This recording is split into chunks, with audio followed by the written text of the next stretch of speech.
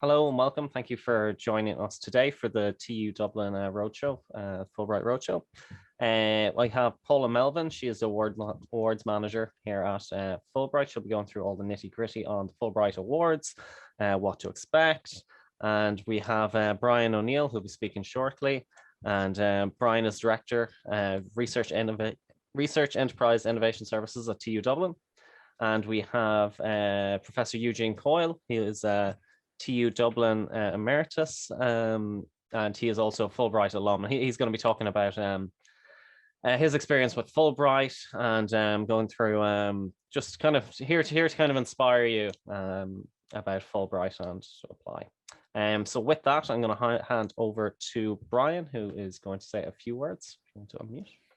Rowan, thank you very much indeed. Good afternoon, everyone. Thanks so much for joining in such numbers. Great interest today in joining the Fulbright Roadshow here at TU Dublin. And many thanks to Rowan and to Paula for bringing the virtual roadshow to our particular pitch. We're delighted to vouch support for what is a really important, one of the key established education and cultural exchange programs in the whole education space. Can I say that I'm a long-time Fulbrighter many years ago, but at the start of my career, it was indeed, in fact, inspirational and career-changing. I've never forgotten that wonderful time I spent in Boston. I won't say when, but I made good friends and contacts, and in fact, it really was a very valuable experience throughout my career from there. But I've often opened similar sessions here at TU Dublin, and really to encourage everybody to explore this wonderful opportunity. It's for students, it's for early careers, stage academics, researchers, mid-career, at any time. I think you'll hear some of the different opportunities and exchange opportunities that are there. There's so much to benefit from this type of exchange. And I think anybody that you would speak to will tell you that it is an unforgettable experience. There's such, if you like, terrific developmental opportunities in US institutions, and indeed the kinds of exchanges and relationships that you build up as part of this, can have a huge influence. Just to say, from the TU Dublin side, we are really keen to support you in your applications. It needs a lot of careful preparation and planning. There's no question about it. We're looking ahead to 22, 23 at this stage. So there's a lot to go. While, at this point in time, the thought of travel anywhere must be extraordinarily enticing, even if a little remote, we are very much looking to the future and to extending the links with US institutions within this. Please do get in touch, through heads of school, directly to myself in our research office. We'd like to know if you're thinking about an application. We'd like to, certainly try and help with making contacts, exploring, some other potential previous experiences of other Fulbrighters that you might touch base with. And indeed, in terms of, helping you develop your application itself, there are lots of ways in which, we can try and support you in this exercise. And as it develops, if you get into the competition, we'll really be there rooting for you and trying to, give you every support from our side in terms of this. But much of it is down to your own area of expertise. Where you're looking to try and find an opportunity to help progress your career, or your particular project.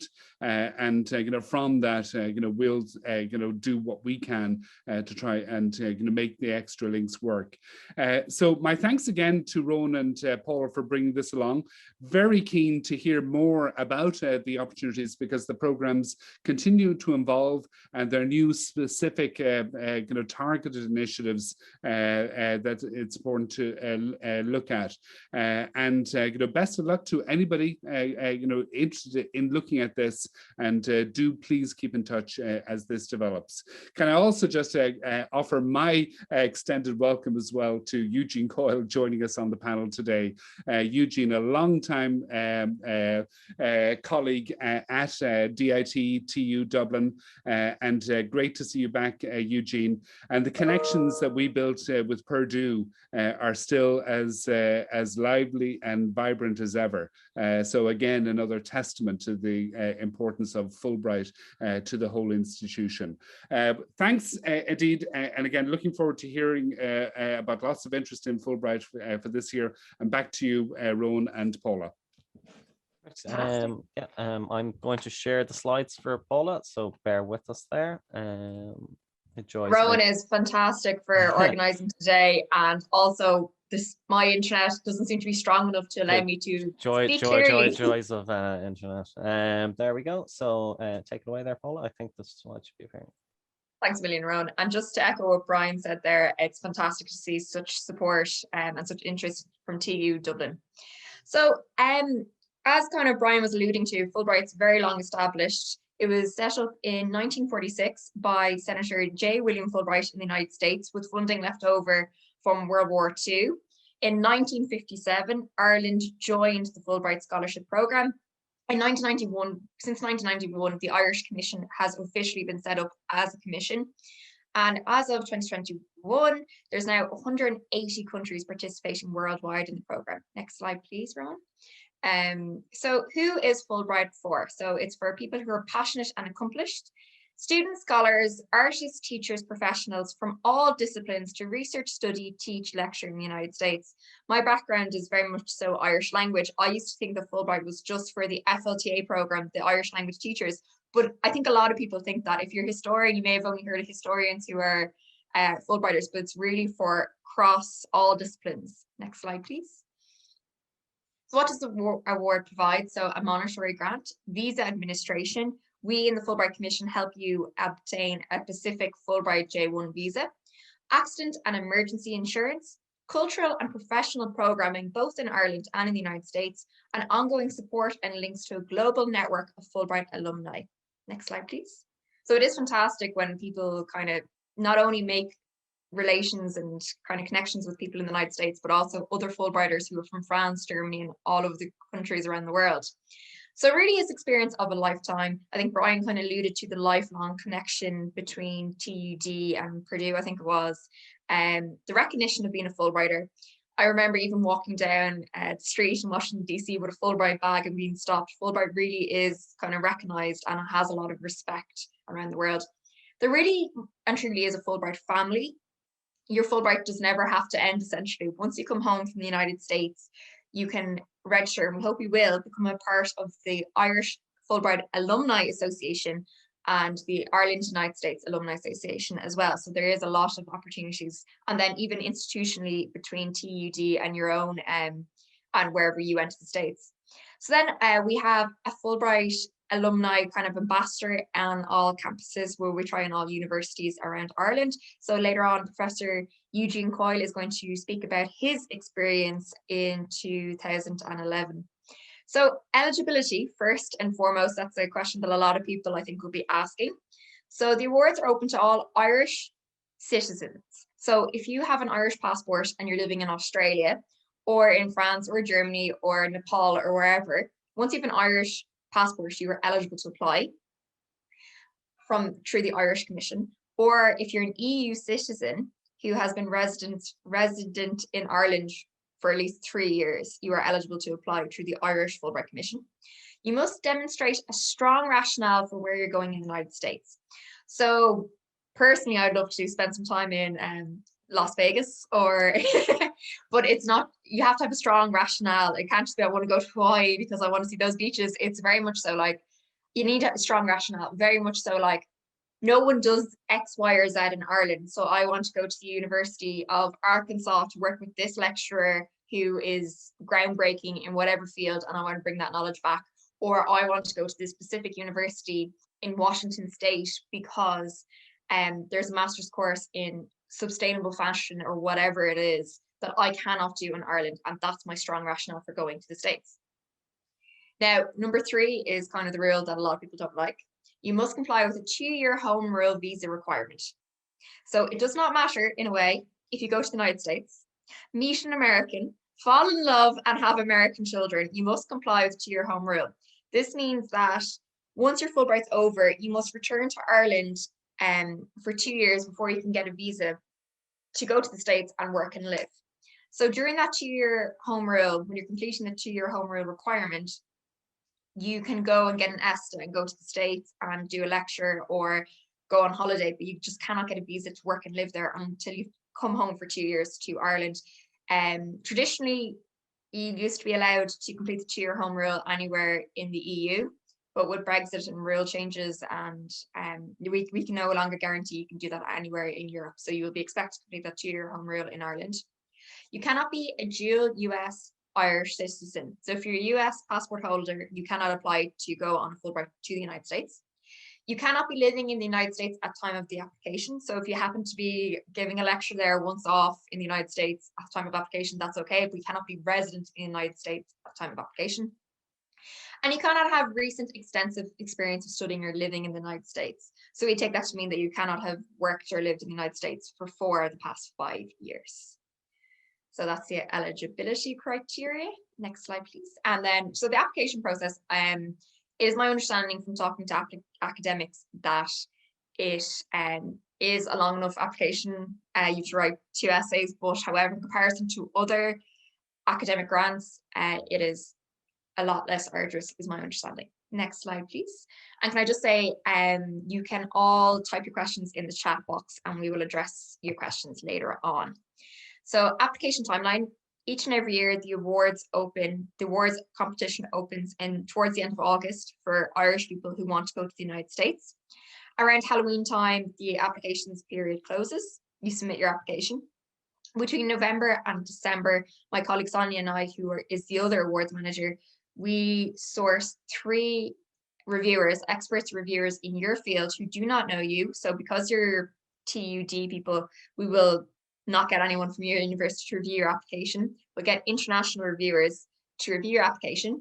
Then in January and February, the interviews are conducted. We hope that they'll be conducted in our office in person because COVID will be over by January and February 2022. And then March is always kind of a bittersweet month. We have the pleasure of phoning people who were successful and telling them that they've been offered a Fulbright Award, but also we tell people who are unsuccessful as well. So now, this is great that you're on the call today because you can get ready. So please review the information on our website at the moment. Choose an award category, and I'll be talking to more about that shortly. Find a course or plan a research proposal. Research what it means to be a Fulbrighter. So Fulbrighter is very much so about people and about the greater good. So it's not just about you, what you're going to go and do in the classroom or in the library or in the lab in the United States. It's also about what extra you're going to do. So if you're a mathematician and you're going to go to South Carolina, it's not only about what you're going to do in that lecture hall. It's also about, oh, well, I'm also a passionate Irish speaker. I'm going to set up a branch of Conor na Gaeilge, or I want to set up a branch of the GAA. It's about Irish culture as well. And what else are you going to bring? Do you play a musical instrument, or are you interested in the Black Lives Matter movement in the States and you want to bring that home to Ireland? It's not just about academia. It really is a cultural exchange instead of just an academic exchange. And also register your interest on fulbright.ie. So next slide, please. Sorry, I'm just going to address some quick questions in the chat. Someone says they missed the criteria to qualify. I do not have an Irish or EU passport. I will have an Irish passport in 2 years' time. Can I still apply? You need to have an Irish passport at the time of application. So 2 years time, you'd have to wait 2 years time to apply because you're not an EU or Irish citizen. And someone else says, if you do a foreign exchange or Erasmus in America within your undergraduate degree, would that mean I cannot meet the requirements? No, that's fine. If you spend a short time in the States or even an academic year during your undergrad, that's fine. We don't classify that as extensive experience in the States. So going there for a year during your undergraduate degree is absolutely fine. So similar one, the person who did a placement, so a 6-month work placement, they're okay? Yeah, that is absolutely perfect. I'd have answered that question wrong. Brilliant. And then the different awards categories then. So the Irish Student Awards are awards that I manage. So they're for postdoc, research, and postgraduate degree programs. And then the Irish Scholar Awards, the main difference between students and scholars is mainly that scholars generally tend to have a PhD, whereas students are people who are doing a master's or a PhD. They do not already have a PhD. So they're academic, professional, research, or lecturing. Then the Tech Impact Awards are quite unique to Ireland, as in most, say the Turkish Commission and the Dutch Commission will have Irish students and Irish scholars. Tech Impact, I think, is only something the Irish Commission have. So therefore, they're Scholar Award, and they're very, very short, between 2 and 3 months in professional research, used with an ICT focus. The FLT Awards, and I manage as well. They're for people with fluent Irish, Condul, agus Gaeilge Búnas, na Stát Intathe. So I'd urge anyone who speaks Irish to think about these awards. And then the Fulbright Schumann Awards are run through our colleagues in the Belgian Commission. So next slide, please. Because I'm going to go into more detail on each of these now. So the Irish Student Awards, like I said, they are postgraduate. So they're for masters and PhDs in all disciplines. So they're for visiting researchers or degree-seeking students. You must establish your own affiliation or degree in the United States. So have a think about it and talk to your lecturers and figure out where's the best place in the States for you to go. Where's the best place in the States regarding your field? If you're an engineer or if you're in law or physics or whatever it is, where's the best place for you to go in the States? Unfortunately, we have limited budgets. We get far more successful, brilliant applications that we'd love to give awards to. Our budgets don't extend that far. So I'd ask, if I were you, ask your place where you want to go in the States if they give a tuition waiver for Fulbright students, because we have some sponsored awards I'll be talking about shortly who we have guaranteed fee waivers with. But as you may be aware, the cost of education in the States is quite high. So the max award we'll give is €30,000. So that will not cover, say, the cost of doing an LLM, say in Harvard Law School. So definitely have a think about that. And say if you go for 4 months, you won't get the full 30,000. It is done by how many months you'll spend in the United States. And it's the same for scholars. The max award for scholars is €35,000. It is tax-free. It's for 3 to 12 months duration, so slightly different period. And it's also done by, if you go somewhere like Montana or Kansas, where the cost of living is less than that of New York City, the person going to New York City will get slightly more stipend, a higher stipend, because we do work it out by the cost of living in relation to the place you're going to go. So like I said, then the scholars are generally people with 5 years professional experience or have that PhD to lecture, study in the United States. And once again, you must establish your own affiliation. So then next, I think we're going to have the Tech Impact Awards for scholars and professionals in any discipline used in ICT. So we've had people go on a Tech Impact doing agriculture, doing Irish language. It is quite broad. So long as you're doing something that involves ICT, you can apply for this award. So it's quite a broad kind of award again. You must possess a PhD or 3 to 5 relevant professional experience. Preference is given to early career researchers, so PhD conferred since 2019. Non-commercial research exploring transformative power of ICT, so 2 weeks to 3 months, so much shorter. And then the max award is €11,000. Next slide, please. And then the FLT Awards. These awards are quite high value in the sense that it includes room, board, tuition fees, stipend, traveling, programming in the US. These are different as in the sense that you don't have to seek your own affiliation. We place you in the best institution for you to go and teach Irish. So we will match you. So we'll ask you where you want to go in the States teaching the Irish language, and then we'll look at the host institutions, what they require. So say, for example, Notre Dame generally wants someone who has a master's or a PhD. And then other universities will have preference for people with Ulster Irish or Munster Irish, or some places will want someone who also plays GAA or is musical. So we try to take into consideration where the FLTA wants to go to teach Irish and what the host institution's requirements are. So anyone who's passionate about the Irish language, definitely have a look at these awards. 10 months duration anyway. So they're the FLTA awards. So please let me know if you're thinking of applying for this award. So in the sponsored awards, we, like I said, have a limited budget, and we like to fill the sponsored award slots because that's kind of more money coming into the commission. If you apply, say, for the Teagasc Award in forestry or farming and you're deemed unsuccessful for that award, you will then be considered for the all discipline. So it's definitely worth your while considering applying to a sponsored award if in any way possible. So sponsored awards can be in targeted areas like creativity, environment, or cybersecurity. They may have more specific criteria, so please check our website before submitting an application. And you must also fill out a sponsored award form. So so be strategic and definitely consider one of these awards if all possible. Some of the sponsored awards are for students and scholars. So students and scholars both may apply to the EPA Award, the Enterprise Ireland Award, and the GSI Award. Student-only awards are the Creative Ireland Museum Fellowships, the Llm Awards, and the Teagasc Award. And then the scholars-only awards are the HRB Health Impact and the NUI Scholar Award as well, and Tech Impact at Boston College as well. So next slide, please.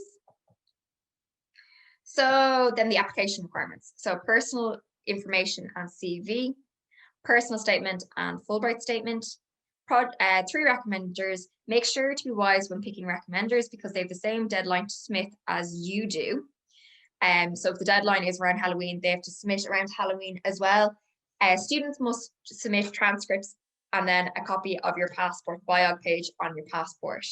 Artists must submit 3 samples of work in their hard copies. We ask you to also submit hard copies of your application to our office, primarily because since Fulbright's operation in 180 countries worldwide, the application form is actually generic to all those countries.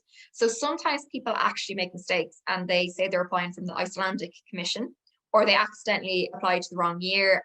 So if you do any kind of silly mistake like that, we actually won't get your application online. So that's the reason we ask you to post us hard copies as well, just in case, because people do make those mistakes.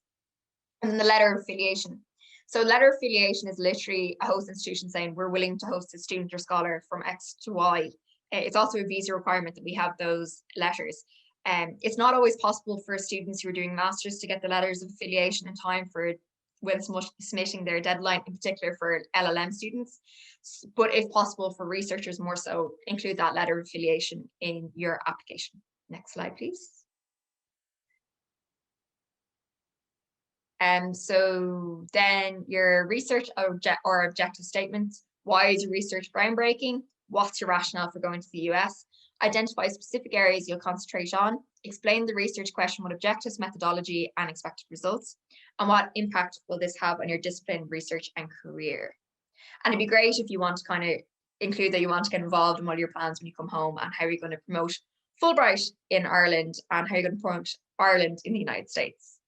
So then I think the next slide is going to be about your personal statement then. So your personal statement is about you personally. Tell us about you, your personal and professional ambitions and motivations, what you hope to achieve in the United States and upon your return, and the benefits of being a Fulbrighter. And do not rehash your other essay or your CV, and this is an indication of your written communication skills. Next slide, please. So diversity inclusion. So we welcome candidates from underrepresented communities, areas of research, home organizations, and higher and HEIs. Geographical areas, we do not want this to be an exchange between just people of Dublin and people of Boston or California or New York. Ethnicities and abilities. So next slide, please. And when we say that, we also mean it's not supposed to be an exchange just between to go to New York or California. It really is supposed to be all over Ireland, an exchange between people all over Ireland and people all over the States. So in my 5 years of commission, I do not recall anyone going to North or South Dakota. It'd be great to see more people kind of thinking outside the box and going to institutions that we don't typically see. Like we always get applications for MIT and Harvard. It'd be great to see more community colleges and whatnot. And if you go like say, for example, I had an LLM student go to Columbia, and on his return, I kind of asked him, and did you meet many other Fulbrighters near Columbia? And he was like, oh yeah, there was like 50 of us in my class. There was like 6 German Fulbrighters in my class, and there was loads from other. If you go to say a smaller college or a community college, you may be the only Fulbrighter on campus, so that may stand to you. So definitely think outside the box. And like I said, research experts in your field. So definitely welcome diversity in terms of where you want to go in the States. Use existing Fulbright links and sponsors, ask your mentors, and select a degree and host institution. So it should make sense for you to go where you're going. Next slide, please. So then the Creative Ireland Museum Fellowships. So these are fantastic opportunities. So the Harry Ransom Centre, Exploratorium, or Smithsonian. Anyone who's been to the Smithsonian, to DC, you can't really miss the Smithsonian. I think it's the biggest museum complex in the world. Fantastic, beautiful city, beautiful institutions, and Exploratorium I've also been to. So definitely strongly recommend these if you're eligible. So these are to museum research in these institutions. They've all quite kind of large catalogs, so definitely have a look on the online to see is there anything that would suit you to do research in these institutions. They each have specific eligibility criteria, so please consult the flyers. For example, some you can be doing a master's or a PhD, and some you can only do a PhD in. So definitely have a look at these flyers, and you must seek a letter of support from the host and include it in your application. So then the Llm Awards, we always have a healthy number of applicants for law. So we have these, like I said, it's extremely expensive to do an LLM in the States if you do not get a fee waiver. So you can get a full tuition waiver in Indiana Maurer School of Law, Notre Dame, or Penn Law. So if you're thinking an LLM, I strongly advise you to look at these 3 law schools. If not, if there's somewhere else that you want to do an LLM and you're applying for Fulbright, check if they'll give you a fee waiver, just because the cost of doing an LLM can be staggering, and we unfortunately do not have the funding to pay for people's tuition. But a lot of the time when people apply for Fulbright, the host institution then decides to give them a tuition waiver, because when they're ranking the US institutions, they consider how many Fulbrighters they brought into the university and how many they sent out. So it's definitely worth your while asking that. So next slide, please. And then with some other associate awards, Florida Poly STEM graduate assistantship, for master's degree and graduate assistantship in STEM programs, and the University of Southern California MSc or PhD program. So definitely have a look into these, if engineering and computer science PhD program in a broad range of disciplines, and full financial support. So have a look at those if they kind of suit you as well. Next slide, please. I will say, you know your research better than we do, so it's up to you to kind of decide what sponsored award is best for you. Then I think this slide is very important for anyone considering applying. So the review stage, like I said, we source 3 experts in your field who do not know you to review your project. And the majority of the marks at this stage are on your academic record and project statement. And it's less so about the cultural engagement and leadership part of things. And leadership is quite important though, because Fulbright wants leaders. If you're a student, they want to look for leadership potential. And if you're a scholar, they want to see proven track record of leadership. So then at interview, the marks kind of swap, because at interview, there's going to be 3 kind of Fulbright alum or US Embassy people on the panel, and they're going to be, odds are they're not going to be experts in your field. You might be an astronaut, and they may be kind of English literature professors, and they could be whatever else, climate change, whatever. They could be totally different fields to yours. And they're going to be focusing more so on your cultural engagement and leadership. And the less the marks and less the interviews, we focus on your academic record and project statement. So I think that's very important to bear in mind. Next slide, please. And then the Schumann Awards have a different deadline of December. They're managed by our colleagues in the Belgium Commission. So you apply Fulbright Schumann.eu. Like I said, they opened in December 2021, so different timeline. They're for EU-US relations, co-funded by the European Union. I think there was a question in the chat, can you apply for more than 1 award? No, you can only apply for 1 award a year. So you can apply to be an FLTA and Teach Irish, or a Scholars Award, or Schumann. You can only apply for 1 award each year. And because this award, Schumann Awards, aren't run through the Irish Commission, we ask you just let us know in the Irish Commission that you're making an application to the Schumann. So they're EU-US relations policy or EU affairs. They're awards for postdoc, research or lecturing, or postdoc research or pre-doc research, international education will be matched with US institutions. Innovation Awards supporting research at an intersection of technology and policy, and they're open to applicants from all EU member states. So next slide, please. They're the Schumann Awards. Then on the flip side, it's quite similar. For the Americans coming to Ireland, I manage the US Student Awards for Americans who want to come to Ireland to do masters or PhDs. My colleague Sonia manages the US Scholar Awards for Americans to lecture or do research in Irish institutions. Sonia, my colleague, also managed the US Specialist Awards, Academic Professional Short-Term Awards, and the US Global Scholar Awards, again, academic professional in one or more countries, and the US Schumann Awards are for Americans to do EU-US policy in Europe. So then the US Awards in Ireland, so the US Specialist Awards are, we get 5 specialists a year to Ireland. The institutions, so say TU Dublin could apply to the commission to host some specialists. They're to address critical priorities. They're short-term awards for 2 to 6 weeks. So they're very cost kind of efficient to get an expert into TU Dublin. And the roster of specialists is available, so specialists can also be invited.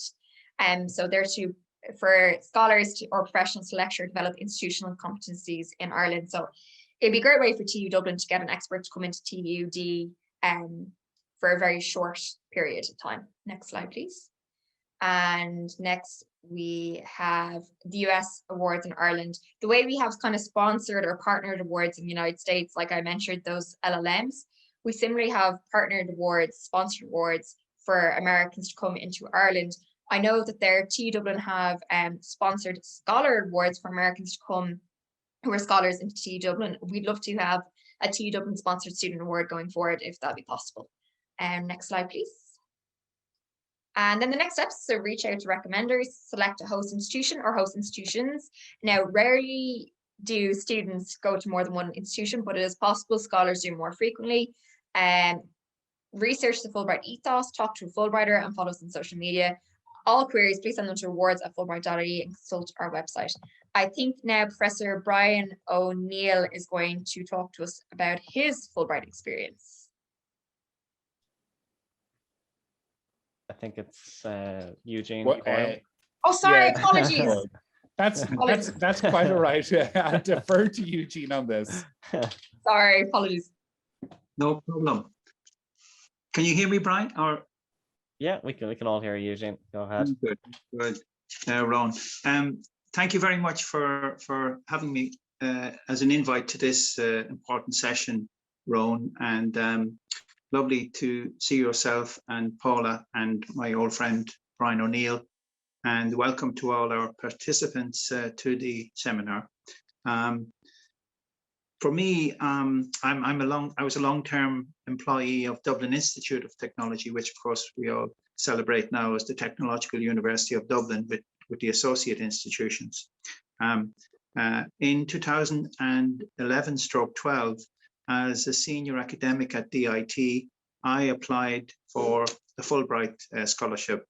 I was pleased to be awarded one. And spent 1 year at the Global Policy Research Institute at Purdue University in Indiana. And my intent and my application was to research one of the great seminal challenges that we face, and which is so with us every day today, that of climate change and carbonaceous fuels and CO2 emissions into the atmosphere, etc.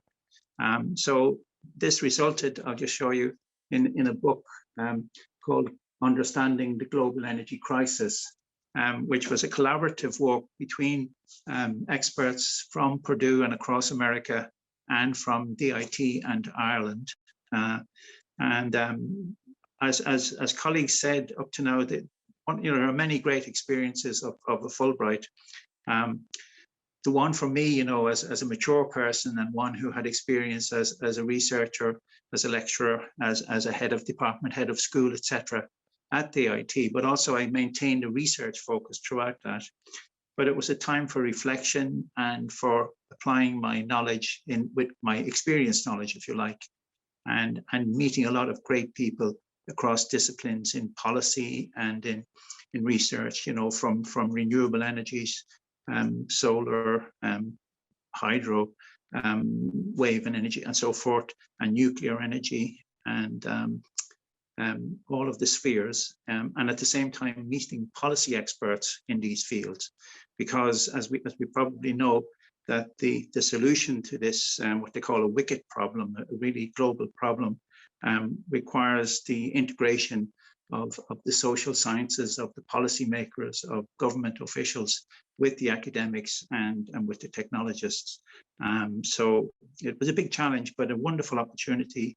And, you know, as I say, having time to reflect, I put a lot of work in, of course, but it was a wonderful experience.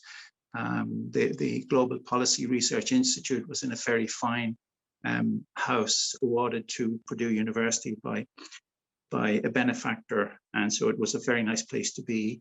And the head of that policy of that institute, Dr. Arden Bement, is a very esteemed, you know, engineer and academic. He's of even much older than I am at this stage. So it was a great time being there. I'd like to personally thank, you know, DIT and Purdue University. We have very good research links between the two institutions, and the Fulbright Ireland for you know, for supporting my work there. And if I can help younger or even, you know, people of more senior age also in your applications or in your aspirations, I would be happy to give my experience offline on that. So the book has been, you know, very successful. It was produced also as an online, through the libraries called Knowledge Unlatched. It's a library collaboration for the free loading of academic books. And, you know, I still receive my notices from Purdue and through ResearchGate of the readership of the document. And, you know, so that's more the actuality of what my work was about. We had a launch at DIT and a launch at Purdue, and then I spent time working in the Middle East in Oman, and we also had a launch of the book there. So it got some you know, airing, if one might say, internationally. But it's a small contribution to the major challenges that we face today, and I'm sure many people will be giving efforts to this area in so many ways. So I think, Rowan, that's really my short story. If you'd like me to say further, I can, but I know you want to get people speaking. Yeah, perfect. So thanks a million for that, Eugene. And I'm sure, like many Fulbright alums, you'd be happy to talk to people if they have any questions, or, you know, want to pick your brain about applying in a similar field or something like that.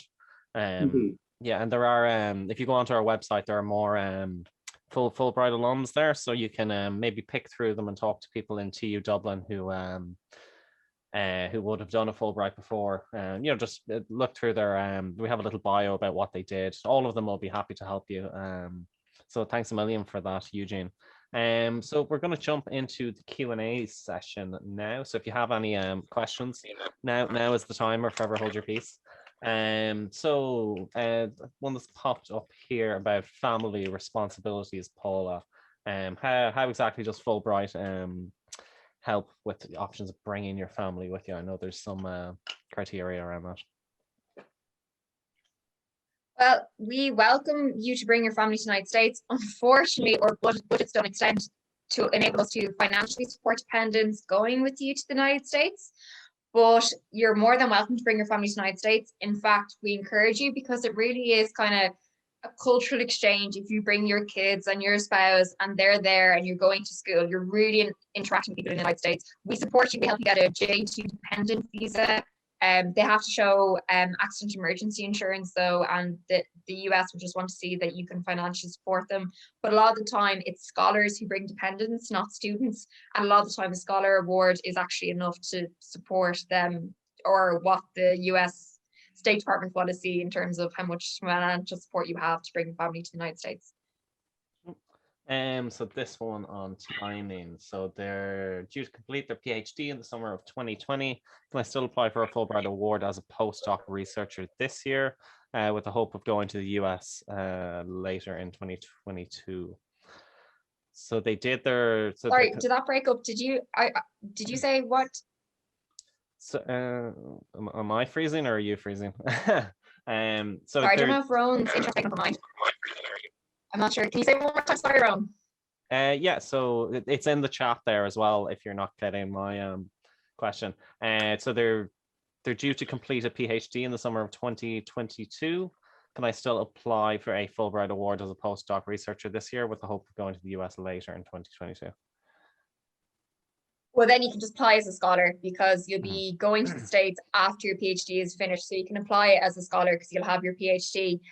Just to let you all know, generally students who are doing PhDs go over. Now you can go to the States and do an entire PhD in America on a Fulbright, but a lot of the time they're doing their PhD in an Irish institution like TU Dublin, and they'll go for their second or the third year for a stint between 3 and 12 months during their PhD. That's the most common way to do it.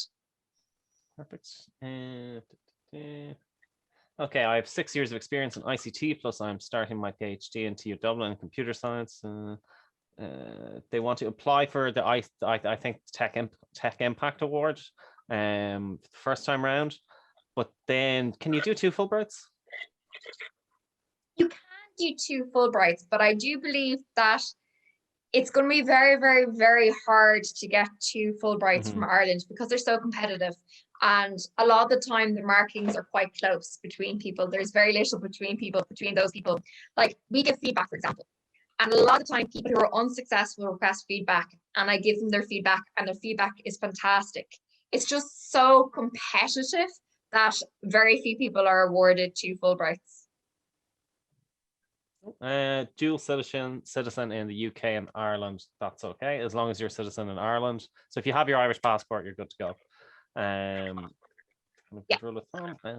It's just if you have an American passport as well, it's not okay. But if you're French, if you have 10 passports, it doesn't matter so long as none of them are an American passport. Yeah, and as Paula said, so another question, if you're unsuccessful 1 year, you can apply the following year. So I think it's actually, as Paula said, like a lot of people actually are successful the second time around. You know, that you've gone through the process once, you've gone through the interview. So people are actually, you know, they're quite a lot improved by the time they go around to their second interview. So if you know, it's awful, you know, to say, you know, oh, don't, you know, you get that, and maybe when you apply for something and get rejected, saying, oh, you know, don't let this stop you from applying again. We really mean it, because a lot of people are actually very successful when they apply the second time around. So don't let that put you off. I think Paul will probably agree with that. Okay. Yeah, and then even sometimes they get it on their third time. We do welcome repeat applications. If someone is successful with their application, does TU Dublin recognize Fulbright for sabbatical purposes? So this one's for Brian, I think. Would you get your salary paid in addition to any Fulbright stuff? And I'm kind of putting you on the spot now, Brian. I'm not sure. That's okay. That's okay. No, you know, that's a good question.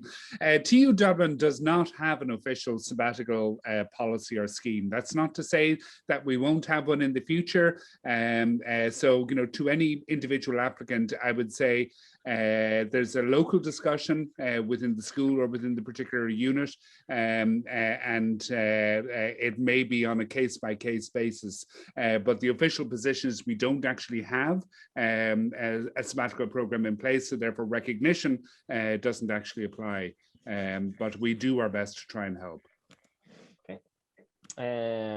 So Nadine is asking how many people apply. I should know from doing the annual report, Paula, but is it, or no, that are accepted? So how many awards are dished out each year?